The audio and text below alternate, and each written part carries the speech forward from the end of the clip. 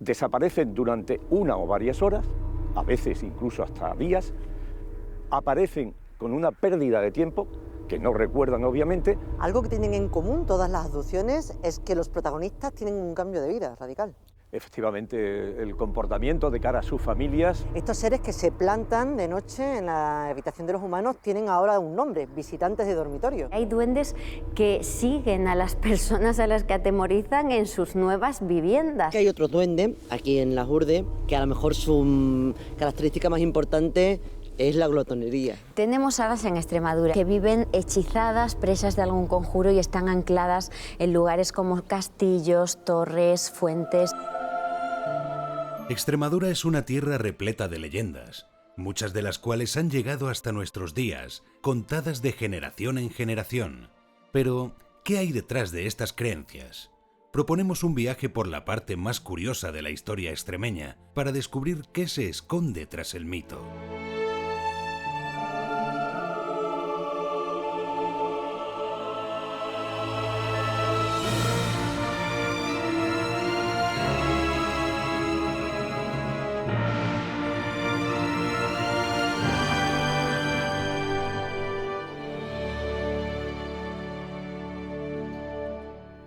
¿Se imaginan perder la noción del tiempo para descubrir poco después que todo se debe a un encuentro con extraterrestres? Son numerosos los testimonios que hablan de secuestros y de extraños experimentos médicos aquí, en Extremadura, una tierra en la que, según algunos, todavía habitan duendes y hadas, unos personajes que no siempre tienen buenas intenciones. Hoy hablaremos de abducidos y de seres elementales.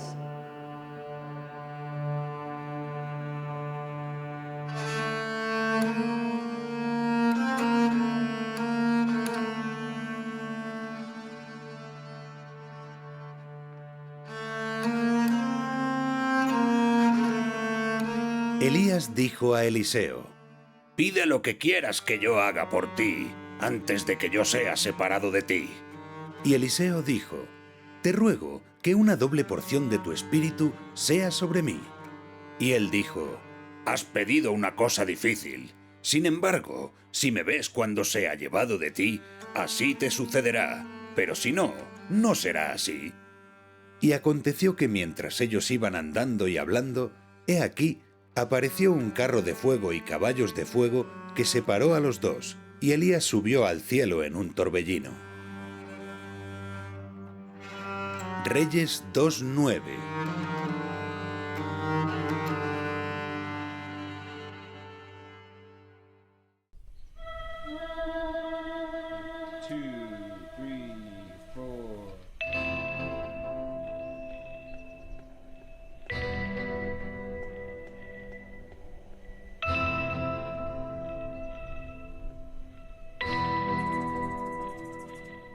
Bienvenidos a Saturnino.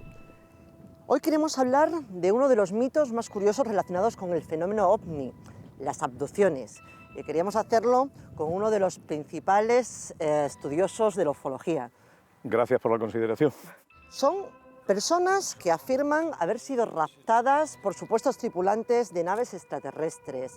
Tenemos a seres humanos que afirman haber sido víctimas de algunas manipulaciones quirúrgicas. Mujeres que incluso declaran haberse quedado embarazadas en alguno de estos encuentros.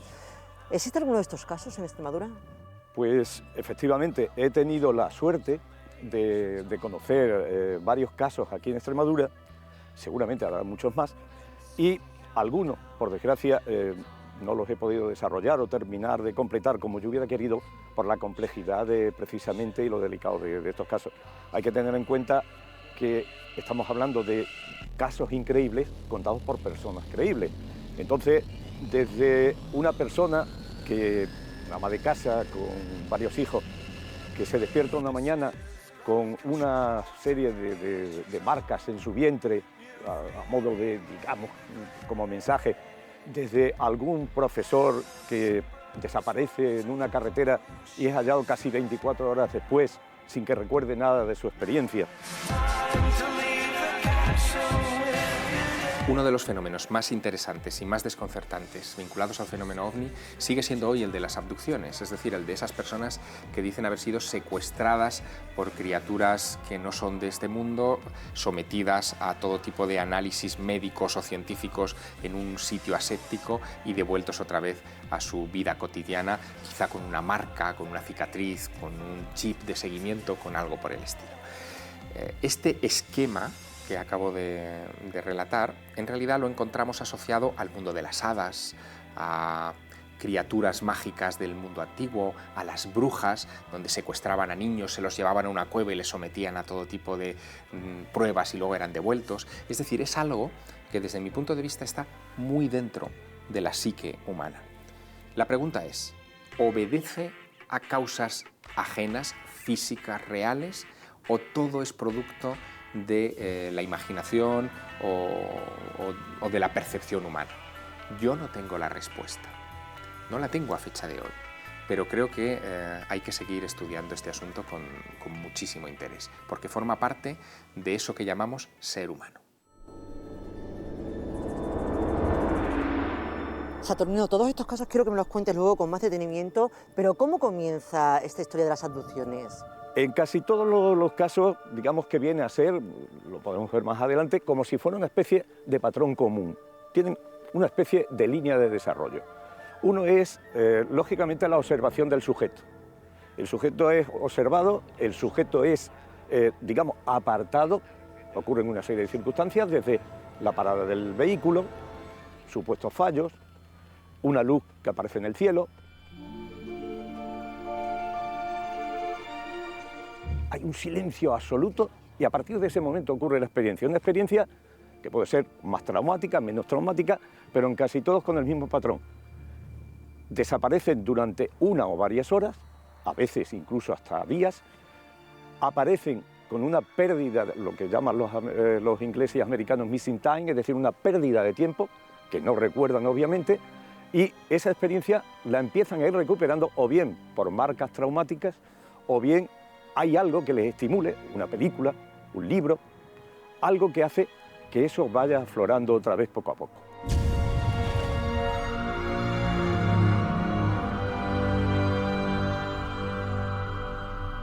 La idea de los secuestros comienza hacia 1965, cuando se publica un reportaje en una revista de gran tirada y luego un libro sobre un caso protagonizado por un matrimonio mixto en Estados Unidos.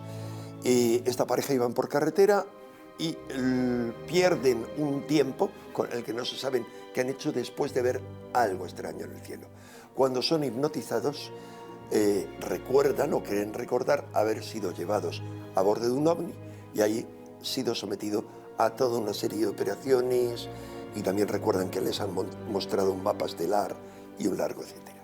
La mente tiene hoy en día una característica, y es que por un lado la consideramos algo sumamente maravilloso que funciona perfectamente y que cuanto más vas conociéndola, sí, es algo muy maravilloso, es increíble, pero no es perfecta.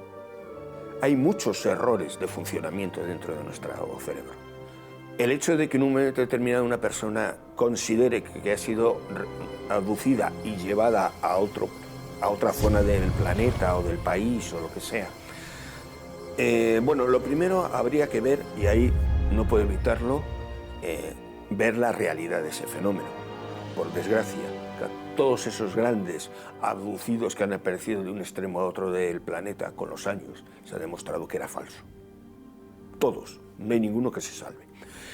El problema es, ¿eso es posible? Pues sí, hay etapas, hay micro sueños, hay micro situaciones a lo largo del día que tú no te das cuenta. Tú tienes pequeños microsueños, por ejemplo, en los cuales tú te quedas dormido y no te enteras. Hay personas con muchísima más facilidad que puede llegar hasta ser una enfermedad.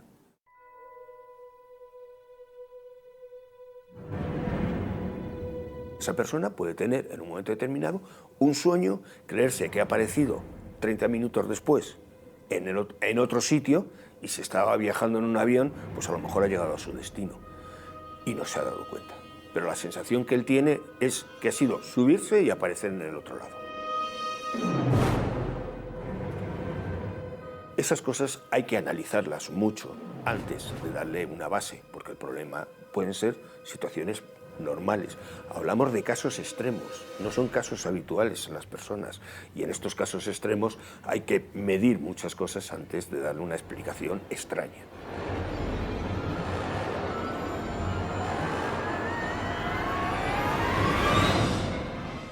Saturnino, has mencionado antes algunos casos en Extremadura.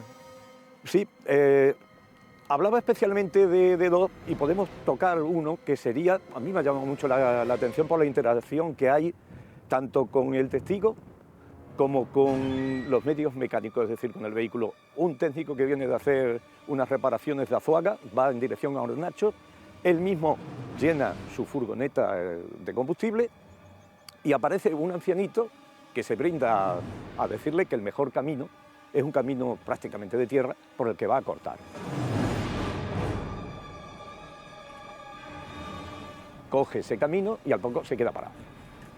Su sorpresa es que no tiene combustible. Algo raro porque él lo había echado, estaba completamente convencido de que no había problema. A partir de ahí pide ayuda, que le envíen un mecánico y alguien de ayuda, ve que va oscureciendo, observa en la carretera un foco de luz que le confronta dentro del coche y ya a partir de ahí lo que sí recuerda es salir corriendo por el habitáculo del copiloto, esconderse en la parte de carga y tenerse que tapar con unas mantas, con una sensación de pavor tremenda, hasta que llegan las personas que vienen a ayudarle.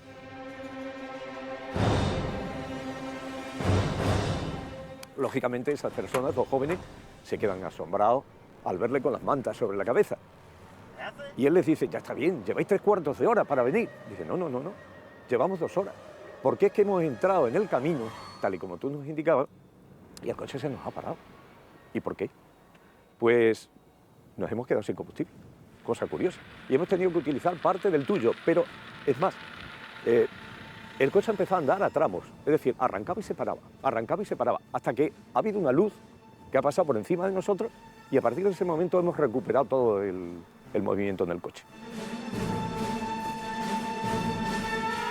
La investigación hizo que yo pudiera irle sacando poco a poco a este hombre que estaba teniendo un cambio de comportamiento, todo lo que había pasado, y a través de un dibujo, una especie de retrato robot de un presunto extraterrestre, vería una reacción de terror que me indicaría que había estado cerca de algún tipo de criatura semejante. Este tipo de episodios no se producen solamente en la mente de los testigos, por muchas razones. Uno, las abducciones, incluso casos de visitante de dormitorio, son compartidos. O sea, cuando hay varias personas que viven un tipo de caso así, esto no se puede reducir a términos racionales. Pero dos, existen en muchas ocasiones evidencias físicas de la presencia del ovni, huellas de lo que les han hecho a los abducidos, por ejemplo, estigmas de algún tipo, rastros y un largo etcétera. Entre los muchos casos que existen en España y en el mundo, el de una familia extremeña cuyo padre era una personalidad de gran relieve en Extremadura, una persona con máxima autoridad y que a raíz de un encuentro que habían tenido en carretera con lo que se suponía que eran ovnis, comienzan a tener sueños de abducciones, experiencias en casa y participan en ello toda la familia, el padre, la madre y los hijos. Esto no se puede decir que solo sea de la mente.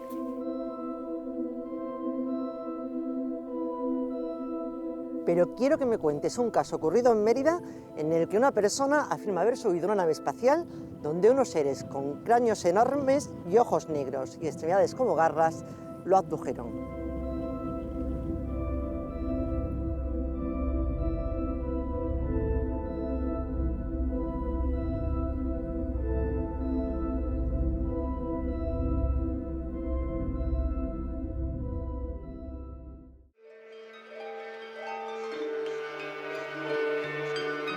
Uno de los testimonios de contacto con extraterrestres que estremeció a Estados Unidos fue el del novelista Whitley Strieber. El 26 de diciembre de 1985, estando junto a su esposa y su hijo en su vivienda, contó que fue despertado por unos diminutos personajes de aspecto poco común y llevado junto a otros seres. Desde aquel día, sufrió alteraciones en su salud y en su personalidad. El escritor reflejó lo ocurrido en un libro, Communion, que se convirtió en un bestseller y fue llevado al cine en 1989. Solo 4 años después, casi 4 millones de estadounidenses manifestaban haber tenido encuentros con extraterrestres.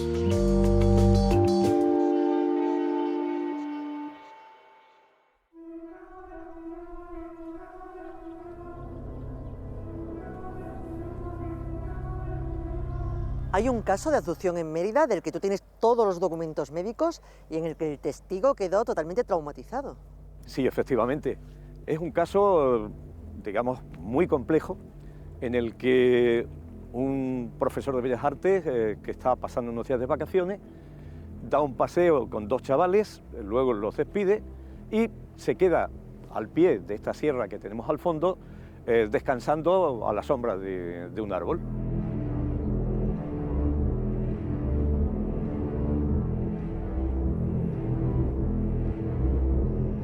Después de un descanso para él normal, nota con extrañeza que todo está oscuro, nota que tiene un objeto extraño en el brazo que tira de él. Al palparlo ve que en realidad se trata de una especie de tejido y trata de soltarse. Entonces, al aclarar más la vista, ve que al pie de la sierra hay una especie de objeto enorme, oscuro, que parece un huevo colocado de lado, del que sale una aparente silueta. Entonces nota un fuerte dolor en el pecho, pierde la vista, pierde el conocimiento y a continuación se despierta en lo que él considera que es un hospital. De aquí de Mérida, algo muy lejano a lo que en realidad había por aquí. Cuando por fin le van a atender los supuestos médicos, comprueba con un asombro tremendo que los 3 señores que vienen con el mismo uniforme tienen un aspecto totalmente extraño, cabeza cónica, incluso unas manos que tienen solo 4 dedos y a falta de dedo pulgar es una especie de espolón o garra. Los desnudan, le hacen una serie de pruebas que suelen coincidir con casos similares y a partir de ese momento lo devuelven al día siguiente como si nada pasara. A partir de ahí empieza su calvario con dolores y demás que le llevan a Madrid y en Madrid se descubre que tiene contaminación radiactiva.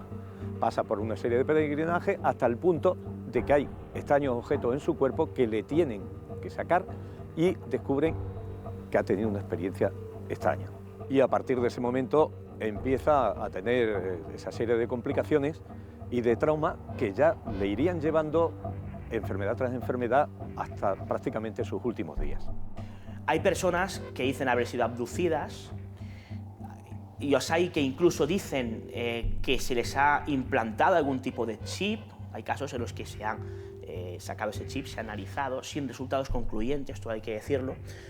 Pero considero que es un tema más serio de lo que puede parecer y que el hecho de que alguien diga haber sido abducido, para empezar, es algo serio porque independientemente de si lo ha sido o no, esa persona está, digamos que, tomándose esa experiencia como algo tremendamente dramático.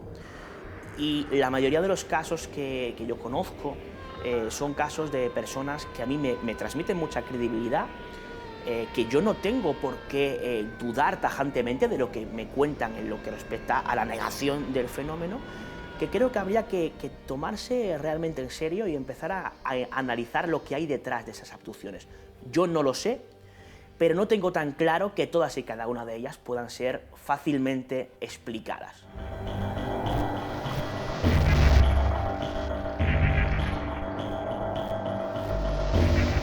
Estas mismas enfermedades provocadas por estos encuentros extraños son las que sufrieron en sus carnes, por ejemplo, el soldado Trejo, que tuvo el encuentro con humanoides en la base aérea de Talavera. Efectivamente, hay lo que se viene a llamar daños postraumáticos, es decir, no es solo que pases la experiencia, sino que tienes que hacer una especie de duelo a continuación entre el recuperar recuerdos e incluso los sufrimientos que te puedan quedar, la secuela de esas exploraciones clínicas que se hacen y que a los investigadores nos llaman tantísimo la atención y que quizá hagan que sea la parte más increíble de esta historia. Es más, hay algo que incluso llama la atención, como es el caso de los implantes.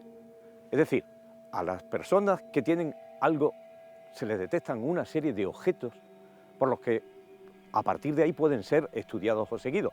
No tendría más explicación porque ya hoy día esa tecnología la conocemos y sabemos que para quitar ciertas fobias, para guardar información bajo la piel se pueden colocar chips y demás. Pero en los años 60 había esa tecnología aquí. Cuando examinamos las abducciones en conjunto, yo creo que pueden deberse a diferentes motivos. Primero, es un fenómeno que de alguna manera se ha producido antes en la historia. Pero, segundo, lo que ocurre con eso es que los gobiernos, y no solo los gobiernos, siempre se habla de la CIA, del KGB, del FSB, no.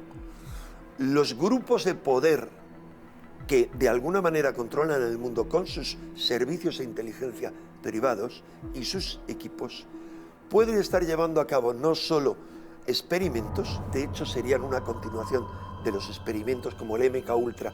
Cuando estos quedaron prohibidos, hay dos zonas de la experimentación que están absolutamente prohibidas con la ética: la genética y el control mental, y son justo en las que se llevan a cabo las abducciones. Así que esa es una posibilidad abierta. Pues mira, la abducción era muy tarde ya, yo no pensaba ir a Santander y decidí a última hora y cogí el coche con el que corría y cogí la carretera de Burgos, y al llegar a Cabaña de Virtus empezó a nevar, una nevada. Digo, yo sin cadenas, con el coche de carreras, ¿qué hago yo por aquí? Aquí me quedo tirado. Y de repente digo, me ha salvado, digo, un camión de gasolina. Digo, pero ¿cómo un camión de gasolina? La forma de atrás era ovalado, parecía a las cisternas, pero no llevaba ningún nombre. Eso sí, llevaba dos focos muy grandes, tamaño de 50 centímetros, que digo, eso es una exageración. ¿Para qué quiere que se le vea el camión con dos focos así de grandes, de abajo? Y lo de abajo no veía nada, veía como una faldilla que tocaba sobre la nieve, pero no dejaba marca. No dejaba marca. Digo, me cago en 10, ¿cómo voy a bajar yo sin marca? Pues yo me tengo que pegar a este. Iba pegado a 50 centímetros de la culera, de lo que fuera. Y entonces al llegar hacia abajo digo, bueno, ahora ya deja de nevar, voy a coger un momento que haya un pase y tal, le paso, paro y le digo adiós, muchas gracias por haberme dejado. Y cuando estoy pasando, no hay nada. Digo, ¿pero cómo? ¿Pero cómo? Que no hay nada, que no había nada. Tiro más para adelante, aprieto más y no vi nada. Entonces llegué a Santander, me quedé en el Hotel Bahía y entonces tuve un sueño, digamos un sueño, y en el sueño vi el ovni de Adaski. Y entonces veo que se abre con una chisma toda roja y sale un ser y me dice, pasa. Entonces paso dentro de la nave. Y entonces me meten por unos sitios donde había dos seres muy altos, rubios, muy guapos, con trajes blancos, y tres pequeñajos. Y entonces me tumban en la cama, eso sí que me alucinó.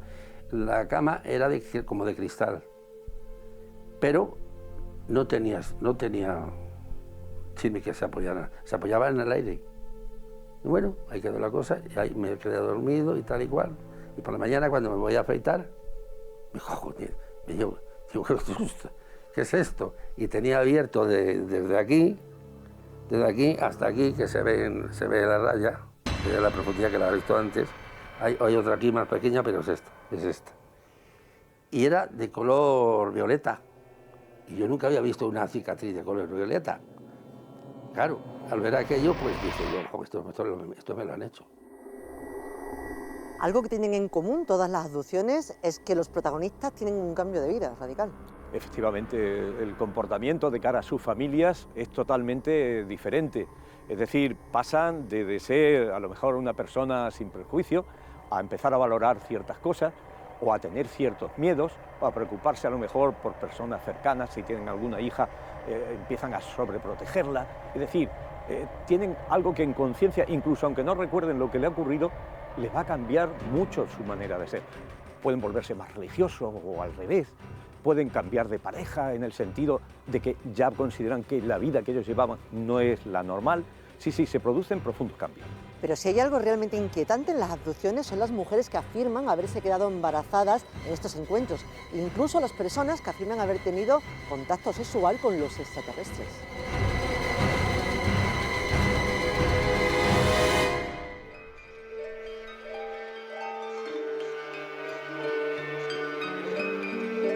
Tras haber sufrido un episodio de abducción, los sujetos suelen recordar el principio y el final, pero la parte central del suceso ha sido borrada de su mente. Los expertos aseguran que esto se debe a experiencias que, en ocasiones, son muy traumáticas. Para ello, los investigadores utilizan la regresión hipnótica, mediante la cual se somete al abducido a un estado de relajación en el que las imágenes afloran progresivamente. El problema, según los científicos, es que la técnica de regresión hipnótica provoca un estado en el que el individuo es altamente sugestionable, por lo que no es fiable a la hora de relatar recuerdos veraces.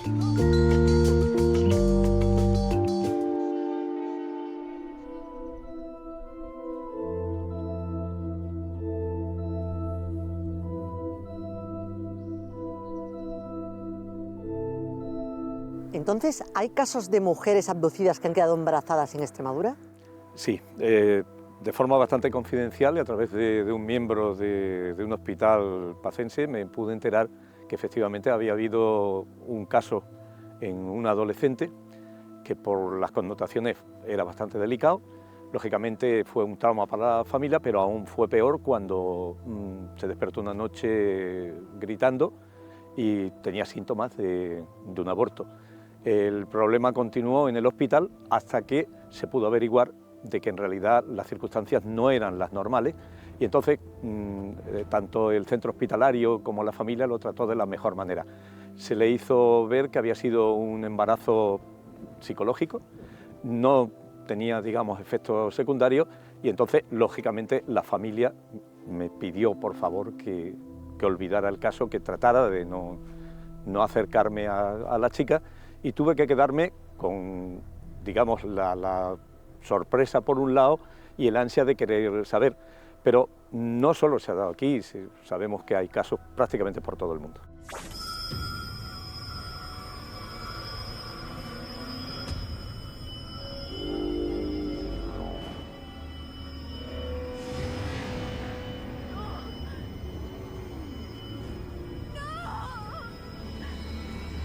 Estos casos de embarazos, de más que de sexo, porque son muy pocos casos, de que les saquen óvulos, les inseminen, etcétera, podría parecernos una locura total que de alguna manera ha existido siempre y que se ha atribuido en el pasado a las causas más diversas. Pero hay varios investigadores de gran peso. Entre ellos destacaría el doctor John Mack. Es una máxima autoridad que ya murió y su investigación fue financiada ni más ni menos que por Lawrence Rockefeller, el hermano del gran David Rockefeller que ha muerto hace poco. Y entonces, ¿qué ocurre? Cuando vemos de muy diversos investigadores la coincidencia absoluta en los relatos, yo tengo que pensar que hay algo real. ¿A qué obedece esta operación? Lo ignoro. No podemos interpretar con facilidad lo que hay detrás de esto, porque por definición cualquier otro tipo de criaturas que no solo pertenecen a un nivel de evolución distinto al nuestro, sino incluso a una realidad dimensional distinta, nos resulta incomprensible. ¿Por qué dices que ese embarazo no era normal? Pues porque mientras había un apoyo médico y un seguimiento en los primeros meses de que efectivamente así era, cuando se produce lo que sería el aborto, es cuando se ve que la extracción y la falta del feto, lógicamente, ya no son normales. Y como se demuestra que no ha habido un acto que fuera punible a nivel judicial, es decir, que hubiera sido un aborto provocado, las circunstancias hacen que el caso trate de disimularse de la mejor manera. En este caso, se supone que no hubo relación sexual previa de la mujer, pero sí es cierto que el sexo tiene una importancia muy grande en este tipo de experiencias, ¿verdad? Efectivamente, a nivel, digamos, mundial, se sabe, sobre todo por un caso que fue muy significativo, que prácticamente marcó un hito en este tipo de contactos, cuando a un campesino como Vilas Boas lo secuestran prácticamente de su trabajo de labor con el tractor y lo llevan a una presunta nave en la que le hacen tener relaciones sexuales con una criatura de baja altura, pero desnuda y con condicionantes y demás para que se produzca esa relación, y lo más significativo es que al término de la misma la señora en cuestión se señala al vientre y señala como a las estrellas, es decir, como que se está consiguiendo un fruto que va a ir más allá. Estos seres que se plantan de noche en la habitación de los humanos tienen ahora un nombre, visitantes de dormitorio. Efectivamente, bien a través de entradas normales, como entrar por una terraza, entrar por una puerta, forzar los sistemas de alarma sin que estos suenen. Algo más, todavía más increíble, el hecho de ver unas extrañas luces y ver que vibra la pared, y a través de la pared, como si vinieran de otra realidad, entrar a alguien en el dormitorio, algo prácticamente inconcebible, algo que hace que algunos especialistas lleguen a pensar que es algo barajado sobre la mente, es decir, sobre el subconsciente de la persona y no sobre la realidad, porque en esto, lógicamente, hay teorías y puestos de todas clases. No sabemos si los visitantes de dormitorio está directamente relacionado con lo que se considera una abducción. Hay personas que tienen lo que conocemos como parálisis del sueño, es decir, personas que se despiertan y no saben, no se pueden mover, lo pasan realmente mal. Yo conozco varios casos, y en ese trance describe lo que denominamos como visitante de dormitorio, una suerte de figura de cara lejana que se va acercando. Hay diferentes descripciones, pero que no tienen por qué ser abducidos propiamente dicho. La abducción significa secuestro, cosa seria. Es decir, entonces hay que diferenciar, yo creo, entre unos casos y otros. La idea de los visitantes de dormitorio, el sentir presencias cerca, es de alguna manera como las abducciones, pero mucho más algo que viene desde siempre. O sea, siempre ha habido gente que ha sentido presencias cuando estaban durmiendo cerca, antes de dormir, antes de despertar. Y hay dos explicaciones, una racionalista que lo atribuye a dos fenómenos, que son hipnagogia y fenómenos hipnopómbicos, pero se ha interpretado en cada época de formas muy distintas. Por ejemplo, como visitas de aparecidos o sobre todo como visitas diabólicas, sobre todo con contenido sexual. Curiosamente lo mismo que va a ocurrir con los ovnis, y entonces se habla de demonios íncubos o súcubos según sean machos o hembras. Desde que el hombre se le supone ese desarrollo intelectual que hoy en día tenemos, la figura de entidades especiales que en un momento determinado se llevan o actúan sobre las personas durante el sueño, es algo que históricamente está recogido. Los chamanes se metían en una cueva para ser abducidos, y digo abducidos, por entidades espirituales que eran las que después le enseñaban. O sea, estamos hablando de que es una creencia que ha ido evolucionando con el hombre, es un fenómeno que siempre se ha dado, lo que pasa es que en cada época lo explicamos con una razón. Entonces, ¿cuál sería la explicación racional a todas estas experiencias?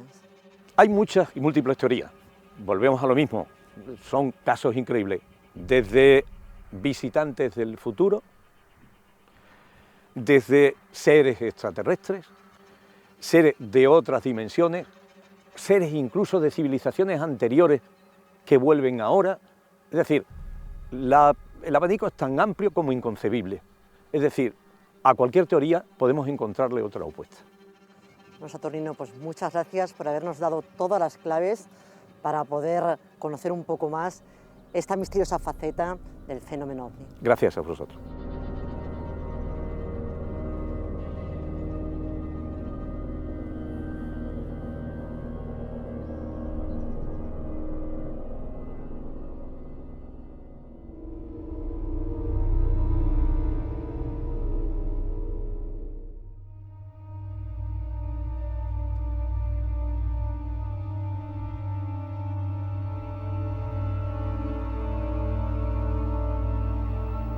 Hay duendes que siguen a las personas a las que atemorizan en sus nuevas viviendas. Hay otro duende aquí en Las Hurdes que a lo mejor su característica más importante es la glotonería. Tenemos hadas en Extremadura que viven hechizadas, presas de algún conjuro y están ancladas en lugares como castillos, torres, fuentes.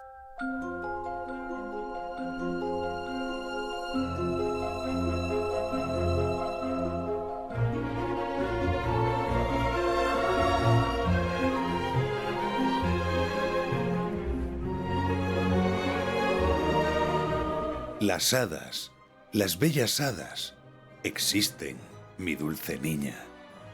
Juana de Arco las vio aladas en la campiña. Las vio al dejar el Mirab a largo tiempo Mahoma. Más chica que una paloma, Shakespeare vio a la reina Mab. Las hadas decían cosas en la cuna de las princesas antiguas, que si iban a ser dichosas o bellas como la luna, o frases raras y ambiguas. Con sus diademas y alas, pequeñas como azucenas, había hadas que eran buenas y había hadas que eran malas. Rubén Darío.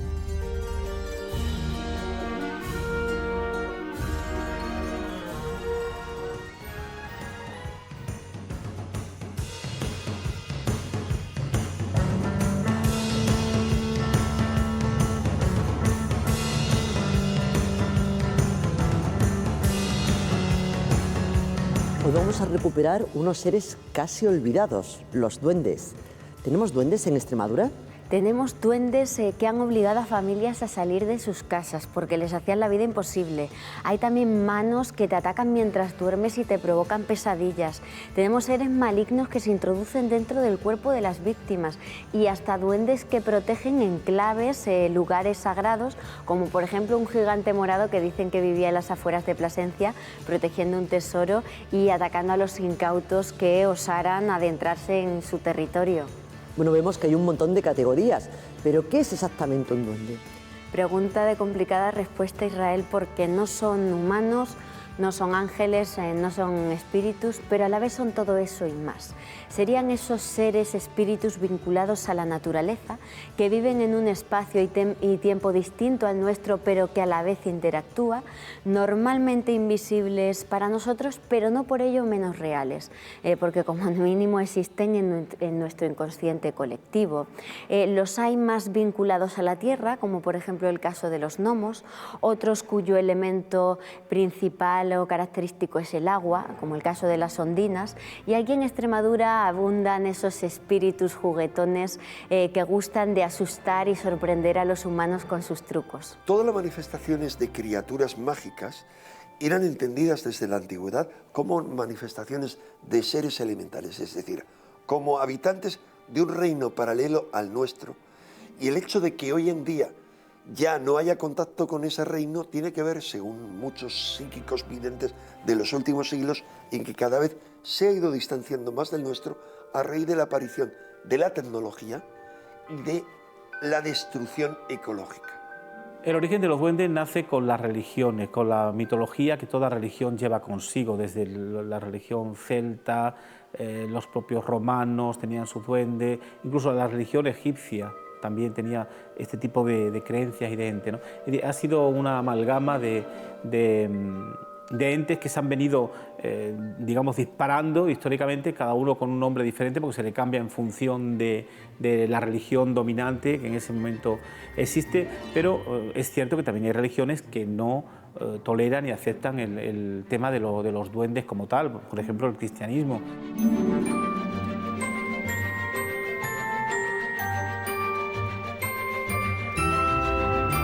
Les has mencionado antes que algunos duendes incluso han llegado a atemorizar a las familias en sus casas. De hecho, hasta hace unos 200 años había leyes que apoyaban a aquellos que tenían un duende en casa para que pudiesen romper el contrato de arrendamiento. Cuéntame más. Bueno, pues efectivamente son esos duendes domésticos vinculados no solo a lugares, sino también a personas, porque hay duendes que siguen a las personas a las que atemorizan en sus nuevas viviendas, pero hay otros que están vinculados al lugar. Por ejemplo, Publio Hurtado decía que en Extremadura era muy raro que no hubiera un convento, un colegio, donde no existiera existieran leyendas o testimonios de este tipo, de la existencia de este tipo de seres. Casos muy notables en Extremadura y además son los denominados frailecillos, esos duendes que adquieren apariencia monacal, también porque son muy listos y saben adaptarse a la ropa y al tiempo del momento en el que se aparecen. Y hay un caso que recogió la prensa a comienzos del siglo XX de la Casa del Miedo en Badajoz, una familia que vivió todo tipo de fenómenos en su casa, ropas que cambiaban de lugar, todo tipo de ruidos extraños, y se denominó la Casa del Miedo. Y de la Casa del Miedo nos podemos ir al Lagar del Miedo, que está en Calzadilla, y era un entorno donde dicen que habitaba un duende que atemorizaba a todas las mujeres que iban a este lugar a por agua.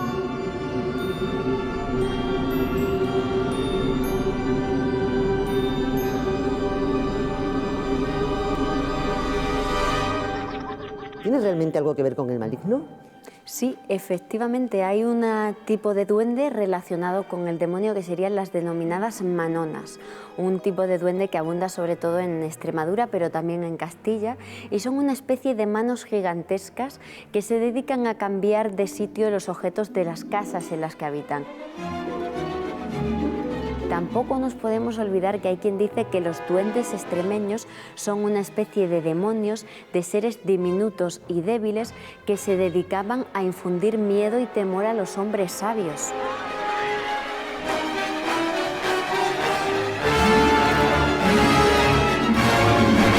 Es curioso el paralelismo que existe entre las antiguas apariciones del folclore popular, las hadas, los duendes, los elfos, las sílfides, los incubos y los súcubos, con las actuales apariciones marianas o incluso con algunos encuentros cercanos con ovnis, en los que se ven ufonautas o humanoides. Ese vínculo es muy interesante estudiar desde un punto de vista psicológico, sociológico, antropológico, porque cuando analizamos esos casos y cogemos crónicas de la Edad Media, por ejemplo, sobre hadas y duendes, observamos que hay una relación bastante curiosa con las descripciones que nos hacen actualmente los testigos ovnis. Te hablan de seres pequeños, macrocéfalos, cerca de ríos, de arroyos. El testigo pierde la noción del tiempo, son secuestrados. Las hadas secuestraban a algunos caminantes y no aparecían durante meses y meses, y luego aparecían medio desmayados y decían que ellos habían estado como unas horas, no sabían que habían estado meses. Eso ocurre también en el contexto ufológico. Claro, tener estos duendes en casa no tiene que ser muy agradable, así que vamos a lo práctico. ¿Cómo se les espanta? Bien, pues en las Urdes, por ejemplo, se realizan amuletos, sartas, collares para protegerse de estos seres, y luego también hay que tener en cuenta que hay otros tipos de duendes que son los malignos o malinos, como se les llama en Extremadura, que son unos seres diabólicos malvados que se introducen en el cuerpo de la víctima, normalmente a través de la boca, y que para poder librarte de ellos primero habría que localizarlos, extraerlos. Al principio parecerían una especie de masa oscura, pero luego ya van mostrando su verdadera cara y tomando formas más animalescas. Y si hay un lugar en Extremadura donde abunden estos seres, son sin duda las Urdes, ¿verdad? Y tanto Israel, por ejemplo, el escritor Ramón J. Sender dice en una de sus obras que allí, en las Urdes, se habrían establecido una casta, una raza de estos seres, y el motivo, pues fascinante, dice que en las Urdes se encontraría las puertas del infierno.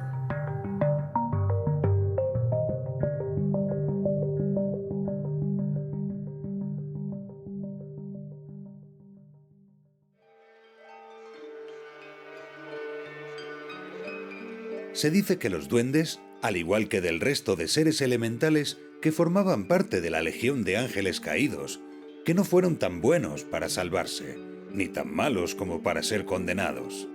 Por este motivo, habrían sido destinados a vivir en la tierra, a compartir espacio con los humanos. Lo que hace especial a los duendes es que se les asocia a las casas en las que habitan como espíritus protectores.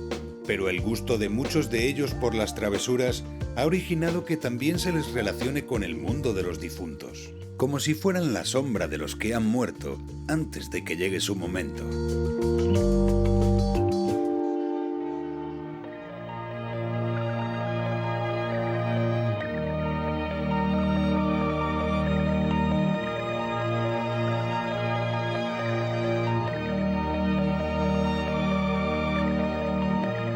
Feliz, estamos aquí en Las Urdes porque es el único lugar donde habita un duende que de duende solamente tiene el nombre, el duende entiznado. Justamente.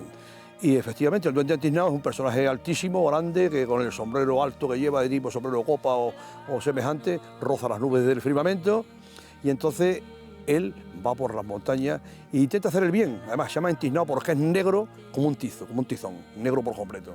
Entonces pues él va y ve a los pastores siempre en Las Urdes y siguen fumando en sus cachimbas que se hacen de brezo, el tabaco verde, que es el tabaco que siembran en los caños de los huertos, el tabaco verde, y lo llevan en la bolsita, y lo echan en la cachimba y encienden. Y entonces él va por si algún pastor se lo ha olvidado encender en la cachimba.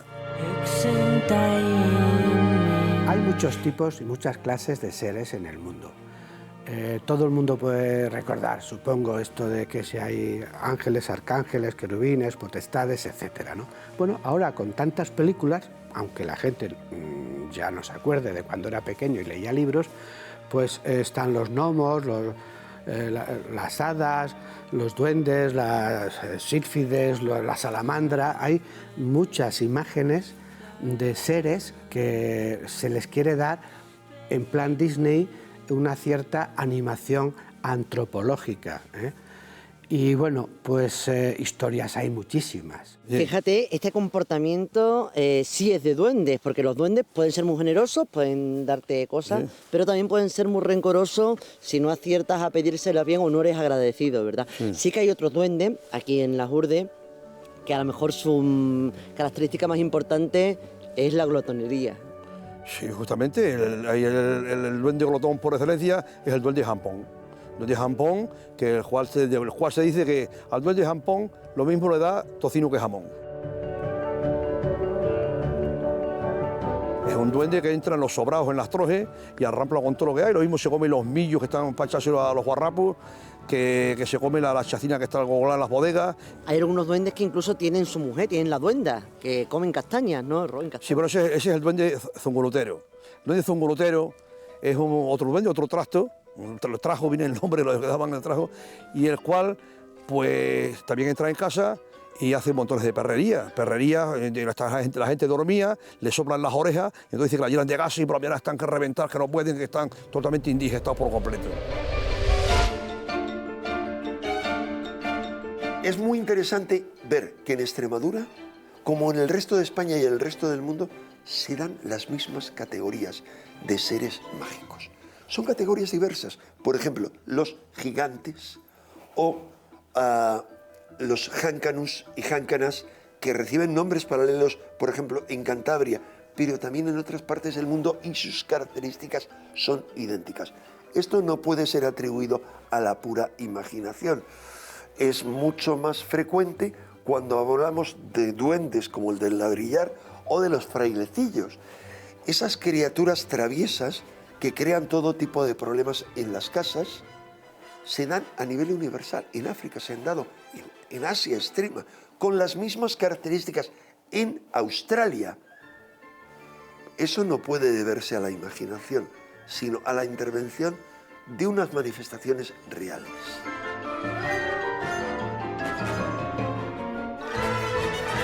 Feliz, en muchas casas cuando empiezan a desaparecer cosas o a cambiar de sitio se dice que hay duendes. Pero hay una manera, hay varios métodos para saber de verdad si hay duendes en casa, ¿no? Sí, en la comarca de Las Urdes, concretamente, dice que para saberlo hay que esparcir la ceniza de la lumbre, completamente a lo mejor un medio metro alrededor de esto, y como antiguamente salían por el lumbrero, que estaba encima, el lumbrero, que era la piedra de quita y pon, pues por raíces tenía que pisar.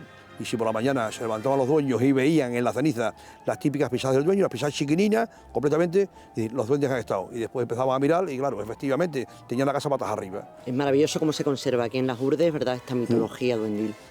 Pues justamente se conservan como tantas otras metodologías que hay en la comarca, que hemos dicho que es una comarca riquísima, todo un islote en cultura tradicional.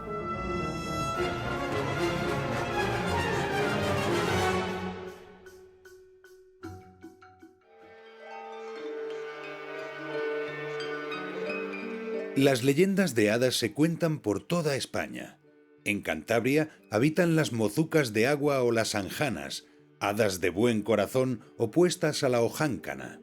En la mitología asturiana y también en la leonesa existen las shanas, de gran belleza, relacionadas con la diosa Diana.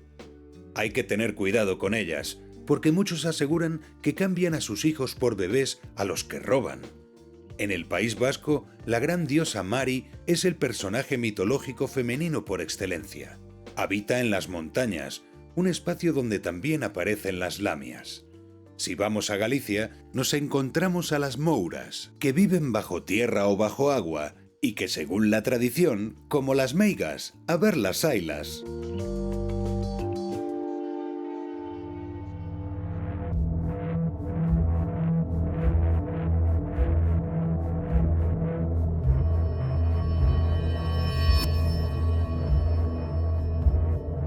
Venimos de las urdes, de perseguir duendes, pero si hablamos de seres feéricos, sin duda hay que mencionar a las hadas. Sí, no pueden faltar, si hablamos de este tema, las hadas. El prototipo más conocido de seres elementales son esas damas que viven en lugares como embalses, ríos, fuentes o pozos, y también están esas otras que viven presas de un encantamiento, de un hechizo, y necesitan la ayuda de alguien para romper el conjuro que las oprime.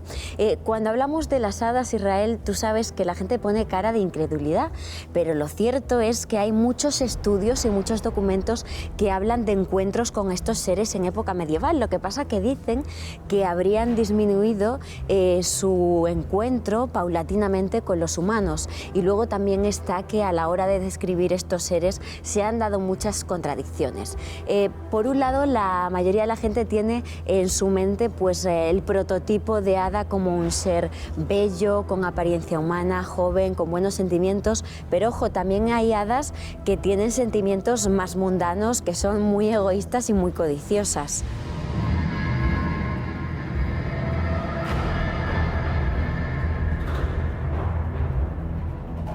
Por cierto, ¿tenemos hadas en Extremadura? Tenemos hadas en Extremadura, y especialmente esas señoras que viven hechizadas, presas de algún conjuro, y están ancladas en lugares como castillos, torres, fuentes, este tipo de enclaves. Creo que aquí en Extremadura se les llama las encantadas o las moras, ¿no? Sí, se llaman las damas encantadas, y además hay fechas muy concretas en las que ellas se aparecerían con el fin de encontrar a alguna persona que les ayude a romper el hechizo que les oprime y del que viven presas. Esa noche suele ser la de San Juan. ¿En qué lugares? Pues por ejemplo en la Fuente de la Serrana, cerca de Plasencia, tenemos una dama encantada que cada noche de San Juan pone su tenderete y muestra al viandante, a la persona con la que se encuentre, un puesto con joyas preciosas, alhajas, con la esperanza de que la persona elija la pieza adecuada que rompa ese hechizo. No es un caso único. Otro más macabro es el de una dama encantada que vive en el Molino de la Resbaladera, en la zona de Alcuéscar. Esta vez el puesto, como digo, es más macabro porque lo que ella muestra son huesos, calaveras humanas. Has citado a las moras encantadas. Hay muchos casos de moras, de chicas árabes que están hechizadas y que, bueno, aparecen en estas fechas mágicas en distintos puntos de la región. Una de las famosas es, por ejemplo, la de la Fuente de Velasco en Cabeza del Buey, que es una mora que eternamente está condenada a coser unas babuchas, unas zapatillas. Y otro caso muy bonito es una leyenda que hay en Usagre, donde aparece una mora encantada, aunque no la noche de San Juan, sino la noche de San Blas, y se aparece en un enclave como el que estamos ahora, en una fuente, en un pozo, en la Fuente de la Luna, donde al parecer, a causa de un fracaso amoroso, esta chica se arroja, se lanza, y desde entonces ha quedado allí por toda la eternidad.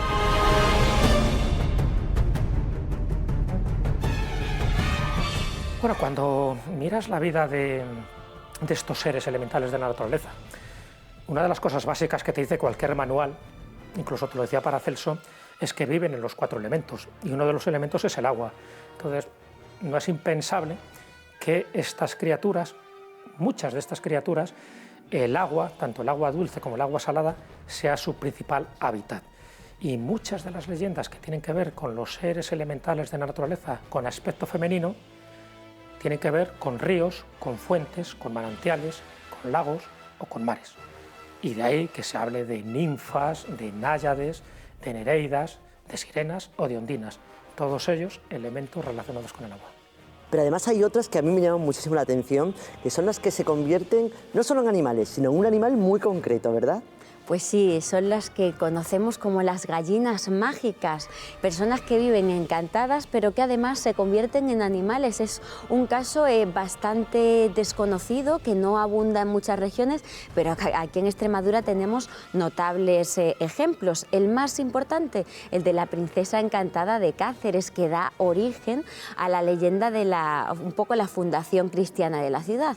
Esa princesa árabe, hija del caid de la ciudad, que se enamora de un príncipe, de un capitán, perdón, de las huestes cristianas, se cita con él cada noche en la calleja de la Mansaborá o Mansalvorada, como es conocida esta zona, y gracias a que ella le descubre cómo acceder a la ciudad para esos encuentros amorosos, el capitán la traiciona y los cristianos acaban recuperando la ciudad. Esa es la leyenda. ¿Qué ocurre con la princesa? Pues su padre, al descubrir que la conquista ha sido a causa de esos amoríos de su hija, la condena a pasar toda la eternidad convertida en gallina de los huevos de oro y sus sirvientas en polluelos que la acompañan y que están por esa Mansaborá, por esa Mansalvorada, por toda la eternidad. Los antiguos mitos y los griegos utilizaban mucho la figura de mitad hombre, mitad mujer, mitad hombre, mitad animal, mitad mujer, mitad pájaro, para darle características precisamente más fantásticas, más creíbles, y que esas características que no tenemos los humanos, como por ejemplo poder volar, la sabiduría extrema o todo esto, hacer más poderosos a sus personajes, ¿no?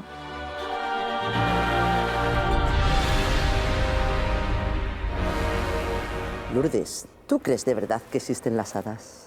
Hay quien dice que existen y se han alejado de nosotros, otras personas, la mayoría, niegan su realidad, pero yo creo que cuando estamos en enclaves donde hay este tipo de leyendas hay que estar atentos por si nos encontramos con ellas.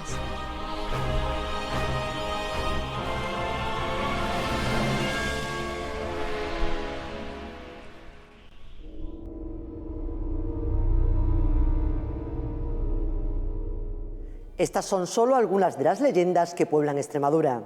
Si les han atrapado, nosotros seguiremos tras el mito.